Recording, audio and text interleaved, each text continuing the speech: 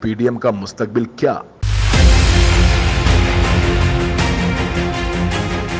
शेख रशीद की तहलका खेज पेशगोई, सरबराह अवामी मुस्लिम लीग का वीडियो पैगाम में बड़ा दावा।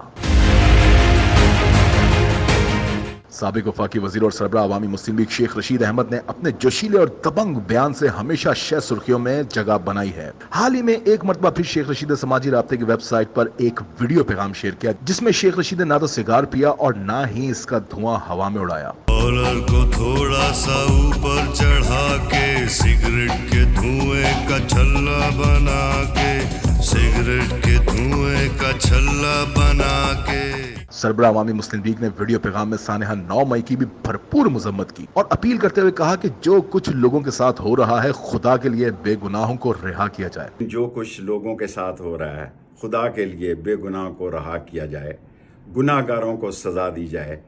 1 महीना हो गया है, लोगों के घरों में सफ़े मातम बिछी हुई है। शेख रशीद ने कहा कि पाकिस्तान में पहले ही गुर्बत, महंगाई और बेरोजगारी है और पाकिस्तान में आ गई गुर्बत है, महंगाई है, बेरोजगारी है। सरबराह अवामी मुस्लिम लीग ने दावा करते हुए कहा कि इन पीडीएम के लोगों को किसी ने वोट नहीं देना। इन पीडीएम के लोगों को किसी ने वोट नहीं देने। शेख रशीद ने एक मिसाल देते हुए कहा कि कासिम के अब्बू को छोड़कर जाए वो गंगा नहाए। जो कासिम के अब्बू को छोड़ के जाए वो गंगा नहाए।